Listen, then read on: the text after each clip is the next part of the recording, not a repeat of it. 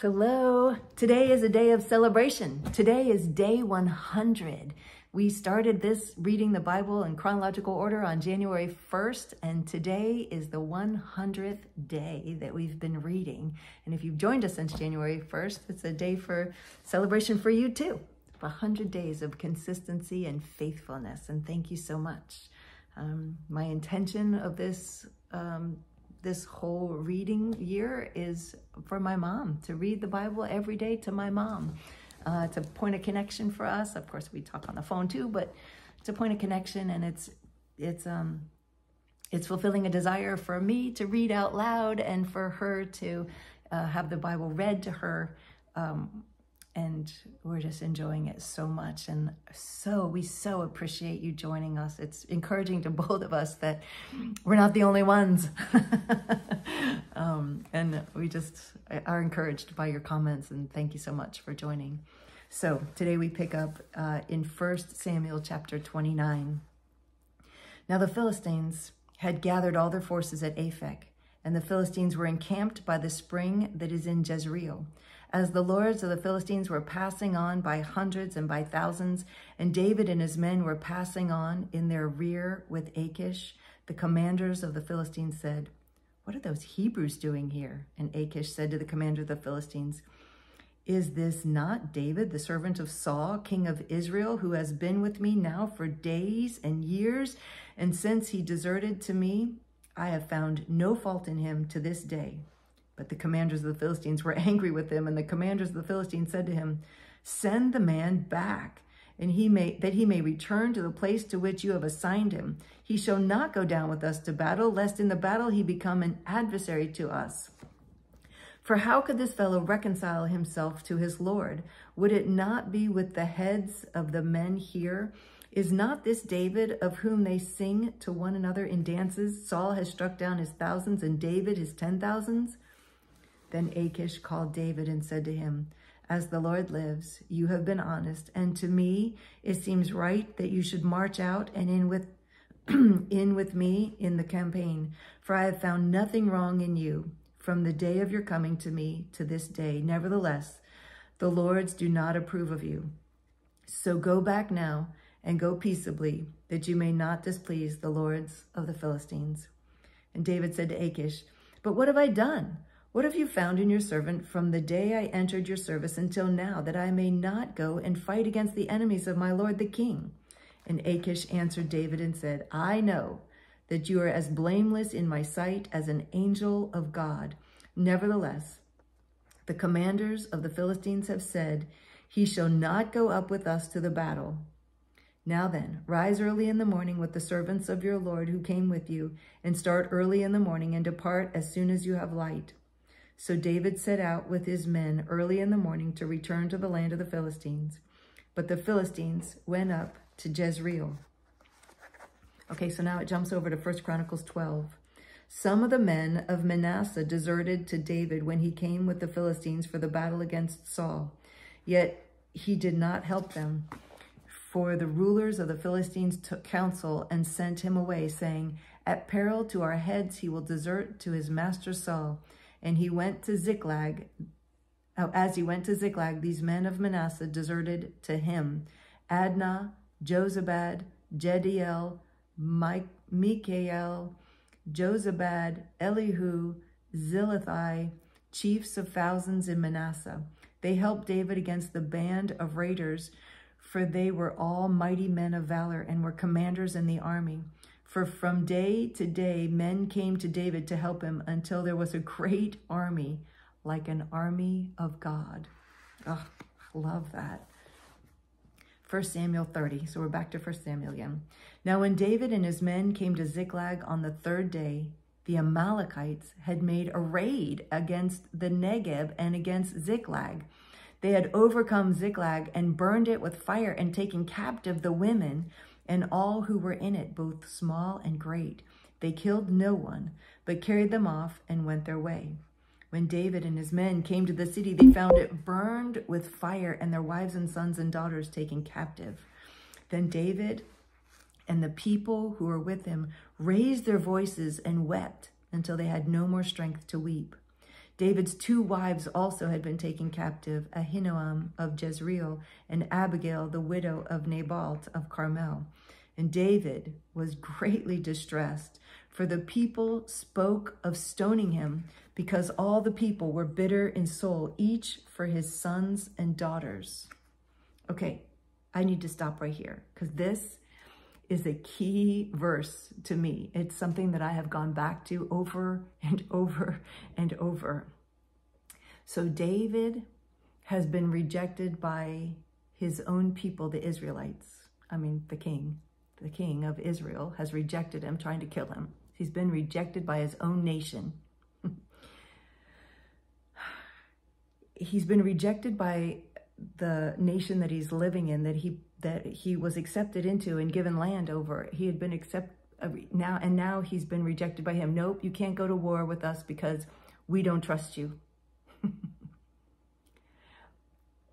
And now he goes back and finds his little city, Ziklag, the place where he had been living, the land where he was living was burned and all of his people taken captive. And so now even his own men, his 400, 600, it doesn't actually say how many, but it said they were growing constantly. So his mighty men who have been following him and were with him, they just turned and rejected him as well. It says they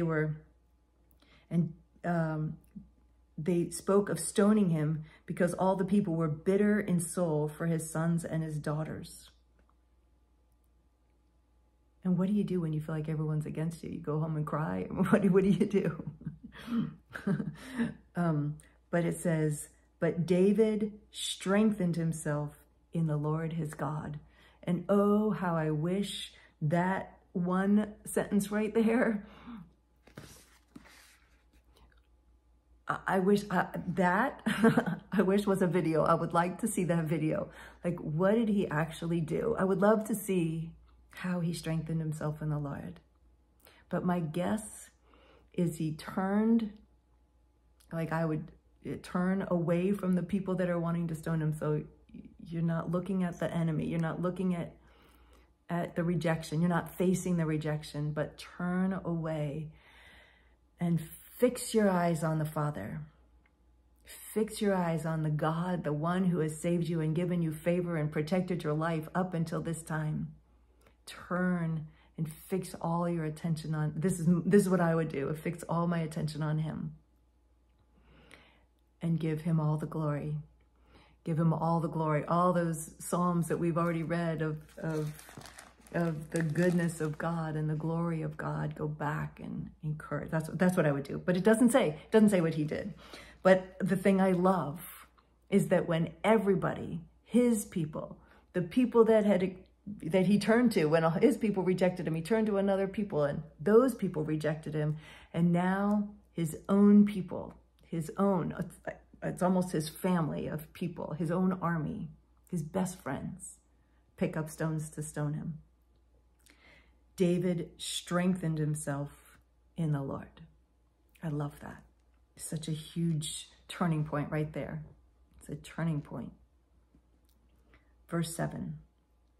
And David said to Abiathar the priest, the son of Ahimelech, bring me the ephod. So Abiathar brought the ephod to David, and David inquired of the Lord, shall I pursue after this band? Shall I overtake them? He answered him, pursue, for you shall surely overtake and surely rescue. So David set out, and the 600 men who were with him, and they came to the brook Besor, where those who were left behind stayed. But David pursued, he and 400 men. 200 stayed behind, who were too exhausted to cross the brook Besor. They found an Egyptian in the open country and brought him to David, and they gave him bread, and he ate. They gave him water to drink, and they gave him a piece of cake of figs and 2 clusters of raisins. And when he had eaten, his spirit revived, for he had not eaten bread or drunk water for 3 days and 3 nights. And David said to him, to whom do you belong, and where are you from? He said, I am a young man of Egypt, servant to an Amalekite, and my master left me behind because I fell sick 3 days ago. We had made a raid against the Negeb of the Cherethites and against that which belongs to Judah and against the Negev of Caleb, and we burned Ziklag with fire. And David said to him, will you take me down to this band? And he said, swear to me by God that you will not kill me or deliver me into the hands of my master, and I will take you down to this band. And when he had taken him down, behold, they were spread abroad over all the land, eating and drinking and dancing because of all the great spoil they had taken from the land of the Philistines and from the land of Judah. And David struck them down from twilight until the evening of the next day, and not a man of them escaped, except 400 young men who mounted camels and fled. David recovered all that the Amalekites had taken, and David rescued his 2 wives. Nothing was missing, whether small or great, sons or daughters, spoil or anything that had been taken. David brought back all. David also captured all the flocks and herds, and the people drove the livestock before him and said, this is David's spoil. Then David came to the 200 men who had been too exhausted to follow David and who had been left at the brook Besor. And they went out to meet David and to meet the people who were with him. And when David came out near the people, he greeted them. Then all the wicked and worthless fellows among the men who had gone with David said, because they did not go with us, we will not give them any of the spoil that we have recovered, except that which each man may lead away his wife and children and depart. But David said, you shall not do so, my brothers, for what you shall not do so with what the Lord has given us. He has preserved us and given into our hand the band that came against us. Who would listen to you in this matter? For as his share is who goes down into the battle, so shall his share be who stays with the baggage. They shall share alike. And he made it a statute and a rule for Israel from that day forward to this day.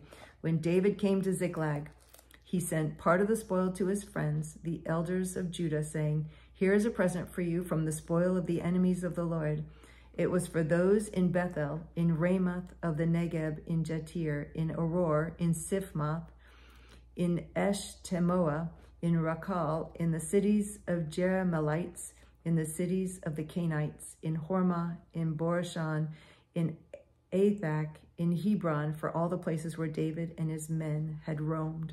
Wow, that's pretty cool. He didn't forget them. He remembered the people that had taken care of him. Psalm chapter 12. Save, O Lord, for the godly one is gone, for the faithful have vanished from among the children of man. Everyone utters lies to his neighbor. With flattering lips and a double heart they speak. May the Lord cut off all flattering lips, the tongue that makes great boasts. Those who say, with our tongue we will prevail, our lips are with us, who is master over us? Because the poor are plundered, because the needy groan. I will now arise, says the Lord. I will place him in the safety for which he longs.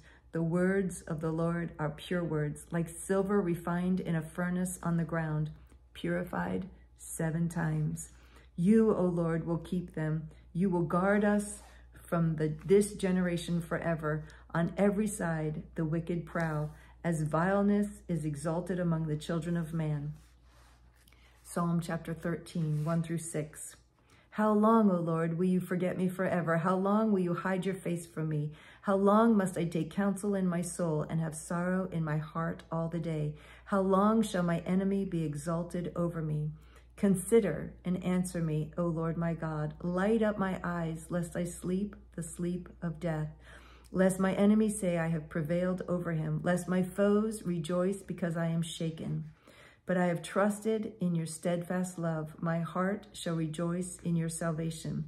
I will sing to the Lord because he has dealt bountifully with me. Amen. That's so good. I mean, he starts this song by saying, how long, how long, how long? But he ends by encouraging himself. I have trusted in your steadfast love. My heart rejoice in your salvation. I will sing to the Lord because he has dealt bountifully with me. He ends with worship. And I love that. It's a good lesson for me and for all of us to, it's okay to go to God with what you have going on, with issues, but end those conversations with worship because he is worthy. He's worthy of your praise. He's worthy of our worship. He's worthy of it all. He's worthy of all the glory. So thank you again for joining me on this 100th day. I love you so much. Bye.